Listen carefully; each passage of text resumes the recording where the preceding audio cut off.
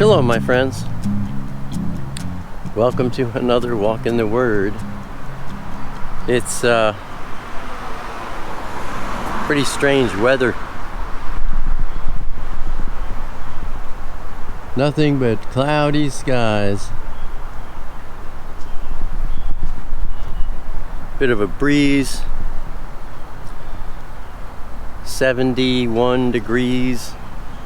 75% humidity. You know, honestly, the weather is pretty crazy. And also these bubbles. Where are they? Here they go.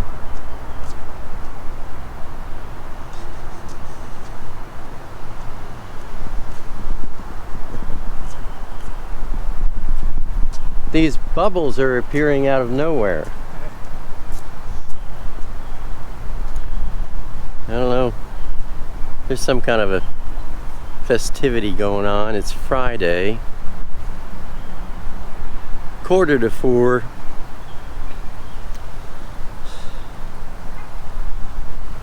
In the afternoon, of course. But, there's more bubbles. They're coming from the north. And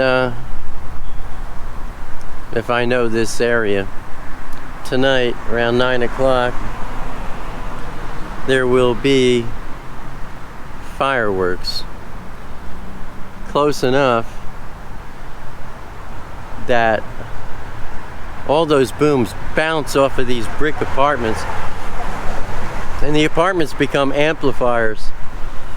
And I'm telling you, the boom is like, it's louder on my back porch than it is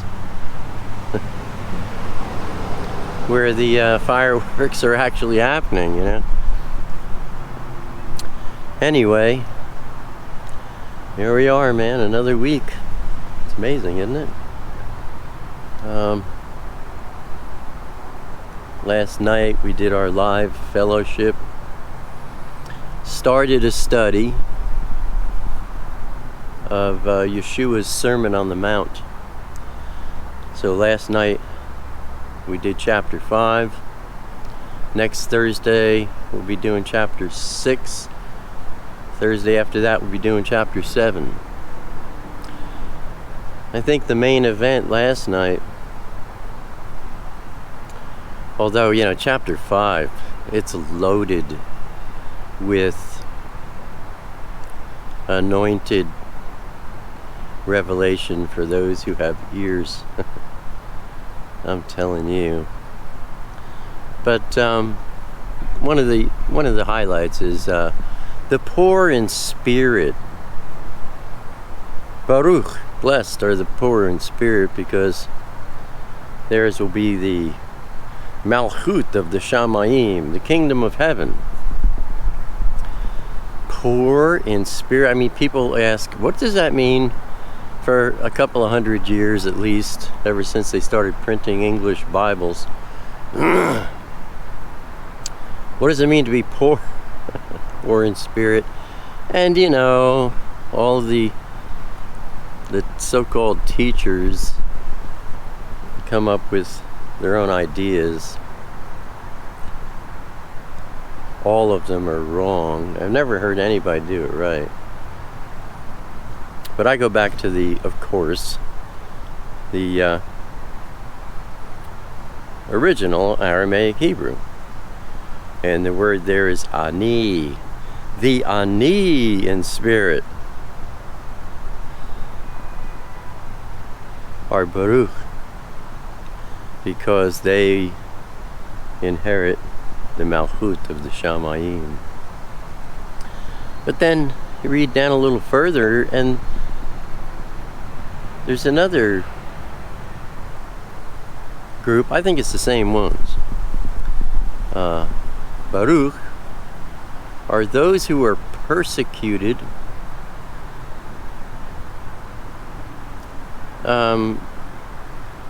for righteousness' sake, because of Yeshua. Because theirs is the Malchut of the Shamayim. So it seems to me, well, first of all, poor in spirit, no, ani, those who are ani in spirit. I have a 25-minute video that explains that in great detail. You'll see a link to it below today's video, as well as below our Thursday night live fellowship. If you haven't seen that, you want to check that out too.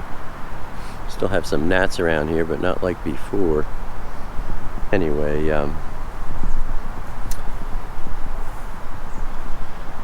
it's not the poor in spirit. It's really those who are rich enough in spirit, Ruach, to be humble in spirit. Humble enough to receive the instruction of His Ruach. Theirs is the Malchut of the Shamayim. Theirs is the kingdom of heaven. And they are the ones also who will be persecuted for the righteousness of Elohim that comes forth out of them. Be persecuted for Yeshua's sake. Those who hate Yeshua. I could go into that in some surprising ways. Not today.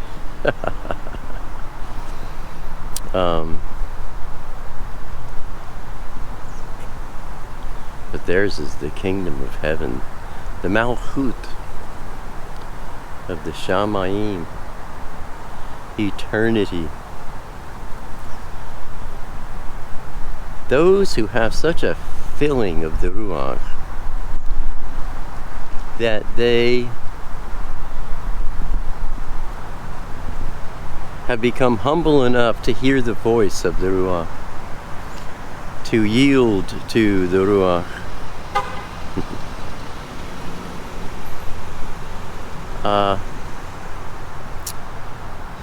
Filled enough with the Ruach that their flesh is so subdued that they can actually hear the voice of the Ruach louder than the voice of their own flesh, louder than the voices of the things of the world. There aren't very many people like that, my friends, and it's not something that can be achieved, although it is something that becomes achieved, but no one can pursue it and achieve it. They can only pursue their love of Elohim and then receive it because He gives it to them. It's a gift. It's a matan. Just like everything, all things of Elohim are free gifts. And if anybody tries to grab them, they never can have them. They try to grab them, they want to own them, they try to own them. I always say, you cannot own the things of Elohim. Those who try to own the things of Elohim, they're operating in the flesh. They don't have a clue. They're not humble in ruach, humble in spirit. They're proud, and they fail at anything they're trying to achieve with Elohim, because they're trying to take it. They're trying to own it. And that's not how it works.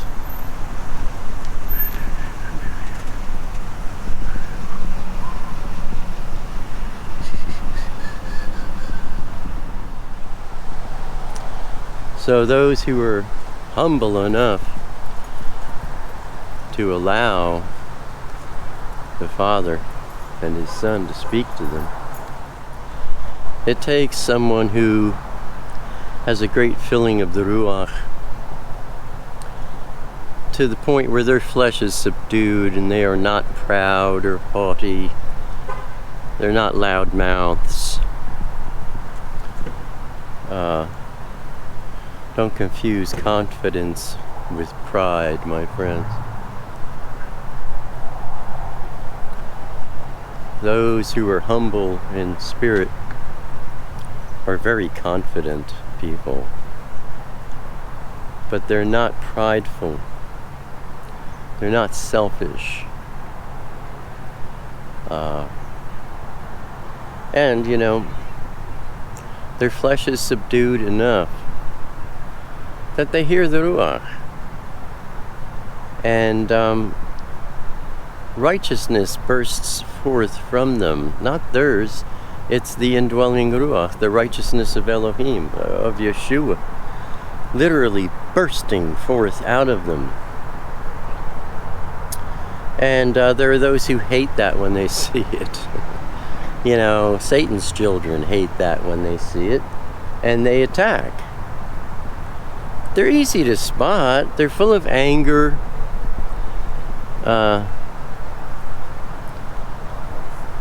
Full of anger and wrath. We've been talking about it quite a bit, you know. If you're new to my channel, and I was so pleased last night, we had a 14-year-old boy, a 17-year-old, and a 19-year-old who were with us in the live fellowship, checking my stuff out for the first time. Now, that excites me no end. Youth, you know, the young ones, because they've been so clouded by the school system. They have, the dirt of the world is caked on them so much because of the way they've been raised through the school system like no other generation. And as I've said in previous walks in the Word, they won't recognize the dirt because they've never seen it cleaned off. If you're watching today's Walk in the Word, my friends, learn how to be washed by the Word so you can recognize, hey, I'm getting cleaner. The way you recognize it is when you see the dirt of the world, you're repulsed by it.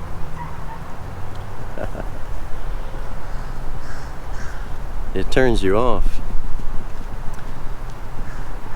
where it didn't before. Yeah.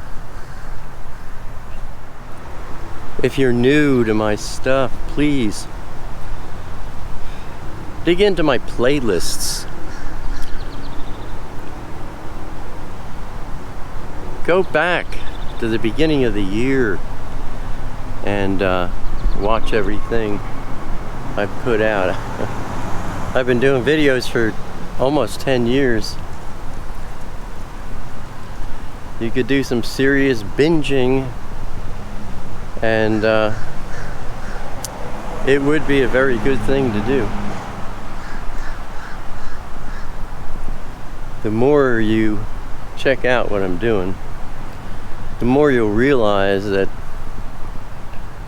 Nobody else doing it.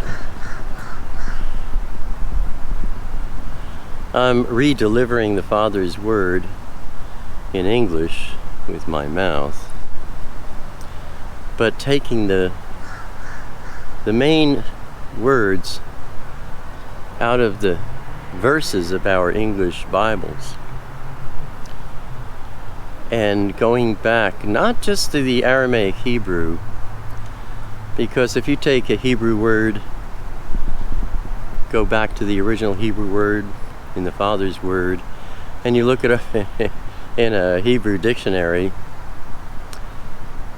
it's gonna give you the kind of garbage, that the kind of mud that has been smeared over his word that I focus on removing. I don't go to the modern definitions of Aramaic Hebrew words.